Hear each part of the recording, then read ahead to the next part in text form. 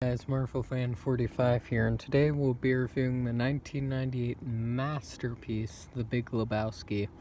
So, I don't normally review mainstream movies, but I'll do it occasionally if I really love the movie, and this is an example where I really love the movie. It's possibly my favorite movie of the 90s. I haven't seen enough yet. Well, no, I've seen a lot of the 90s stuff. I prefer Big Lebowski to Fight Club. But yeah.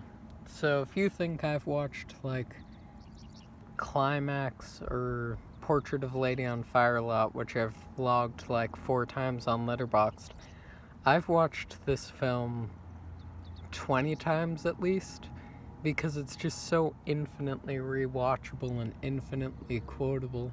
Like, I can just say some right now, well, that's just your opinion, man.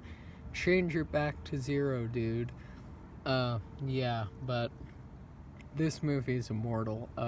It's literally just one of the greatest films ever made. It's definitely in my favorite films, although I don't count it in my favorite films because it's, in my opinion, like Dead Poet Society and The Princess Bride, where, like, it literally ascends beyond the favorite films list. Like, I wouldn't label it one or anything. I've got a favorite films list on Letterboxd, but, like, yeah, I love this film. It hits every aspect perfectly. But basically, the plot is the dude, the dude basically gets robbed, and a person pees on his rug, and they thought he was a different Lebowski, and then it goes on from there. But this is a movie where I went in completely blind. I knew nothing about it. But that was one of the best decisions I ever made in my film life, honestly. I only watched this film for the first time a couple years ago, and now I've rewatched it, like, an ungodly amount of times. Again, like 20 or 30 now.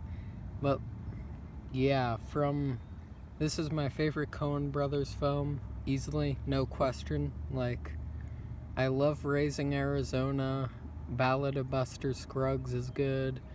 I've yet to see A Serious Man yet, but that's supposed to be their best. What else have they made? They made Fargo, which I also have yet to see because finding a copy of Fargo is actually pretty hard. But the Coen Brothers have a great filmography.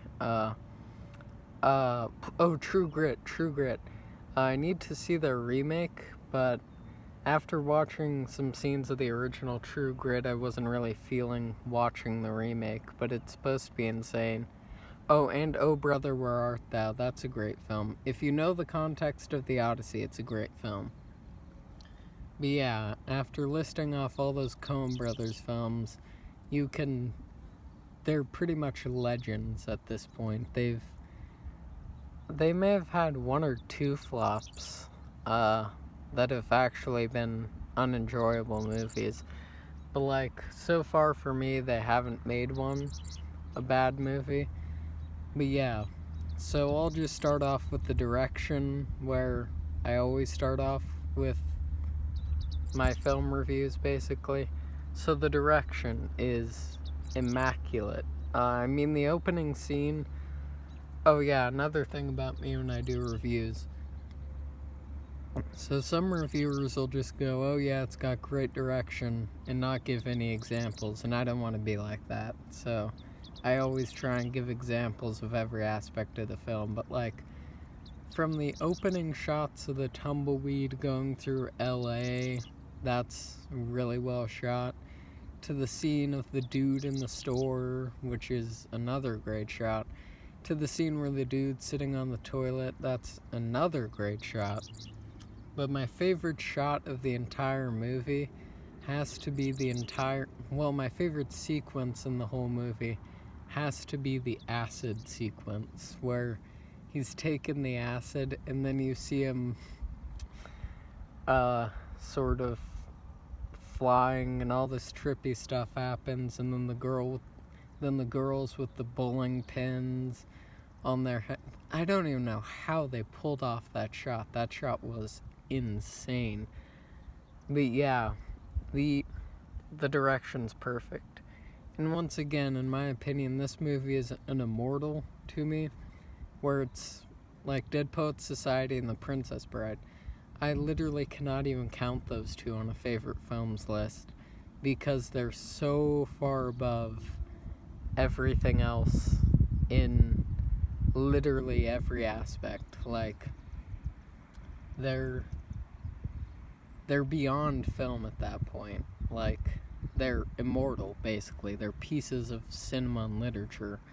But like, oh wait, I forgot to mention the cast. It's a stacked cast. You've got Jeff Bridges, John Goodman, and Steve Buscemi are the main cast. And yeah, if that cast doesn't hook you immediately, I don't know what will. My DVD copy of this is actually really well restored. It's got a great cover to it too, but I need to buy another copy of The Big Lebowski so I can get some director commentaries, and I just want more special features on my copy. Oh yeah, and then possibly my favorite quote from the entire movie is when the dude and Walter are in the restaurant, and then they're having the conversation about the toe, and then Walter goes, "Oh yeah, I could get you a tow at 3 a.m. What are you talking about? These guys are amateurs." Pretty much every line of the dialogue is gold. Every line of dialogue in this movie is gold. It hits all the marks it needs to. The script is on another level. It's not like the script in The Princess Bride where it's literally perfect, but like, it's perfect for exactly what it's going for. This is probably my favorite comedy of all time as well. The scene where Walter and the guy get in a fight over whether the dude should mark it 0 or not is just one of... I just love that scene. But I love every scene in this movie. Like, I mean, the scene where you find out what Bunny's job was, that's all I'll say, because I don't want anybody to get this movie spoiled for them if you haven't experienced it, is one of the funniest scenes just possibly ever. Well, all the scenes in this movie are some of the funniest scenes ever. Oh, the scene where John Goodman starts breaking the car is legitimately cinema. And the drop-offs, I love every scene in this movie. Like, I could gush about this movie for a long time. But yeah, the acting is perfect. This has my favorite Jeff Bridges role because he fits the dude perfectly. He was meant for this role. Like, in this movie, he is the dude. Like, you don't think of him as Jeff Bridges. He is the dude. Oh, and then Jesus. How could I not mention Jesus? The scene with Jesus, I was literally dying laughing. Like, you can't not laugh at that. Like, 'cause, yeah. This movie also has some symbolism and social commentary, if you'd believe that. It's pretty shocking. I mean, all the Coen Brothers movies have some deeper layer to them. I mean, like, Raising Arizona has the most obvious one, like Parenthood and all that. But The Big Lebowski has some really, really, really subtle stuff. Like, you gotta pay attention to it to see it. But, yeah. I know the SJS Films and Isaac Dune love this film almost as much as I do. They literally named their podcast, I think, after it, Fulgurs and Ashes. If you know the ending of The Big Lebowski, you know what I mean. Oh, and Donnie. Donnie is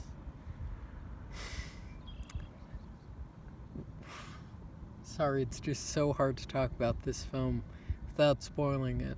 Or another great quote from the movie: "Don't worry, Donnie. These men are nihilists. They're cowards. They're oh my gosh." And then everything about this film, again, literally perfect. Jeff Bridges has done some great stuff, but this is easily his best movie.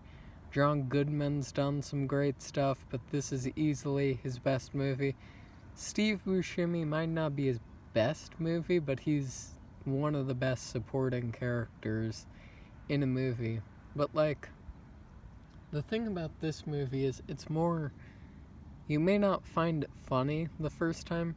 Like, the first time I got 30 minutes into it, and I sort of stopped it for a second, and I was like, okay, I'm just gonna watch something else. But then I rewatched it, and it was just genius. I mean, my opinion completely flipped. Like, I went from not liking it that much to it being, like, immortal. Like, one of my favorite films, no question. Well, once again, I don't think I could put it on a favorite films list. I think it's honestly above a favorite film. Like, I wouldn't even want to classify it to that list. Like, it's beyond a masterpiece. So, like, my 5 favorite films currently, like, are 5 films I can put on a list, say definitively, yes, these are my 5 favorite films of all time right now. But, like, The Big Lebowski, I wouldn't even want to put it on that list. It doesn't deserve to be on that list. It deserves to be somewhere higher up. I'll probably make a list on Letterboxd soon of all the movies that I think are just beyond masterpieces. Like, I mean, Princess Bride, Dead Poet Society, Terminator 2, Terminator 2 is beyond a masterpiece. No, Terminator 2 isn't beyond a masterpiece. Terminator 2 is 4.5. It's not a masterpiece, but it's close. I have some small issues with Terminator 2. Like, I love the film as much as the next guy, but, like,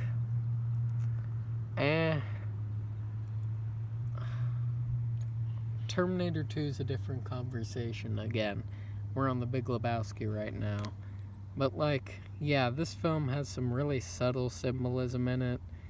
They made a sequel, which I'm not even gonna touch. The Big Lebowski is just too perfect. Big Lebowski, I'm not even gonna rate it. It doesn't deserve a rating. It deserves... Let me put it this way. If there was, like, an infinite star on Letterboxd where you could just go...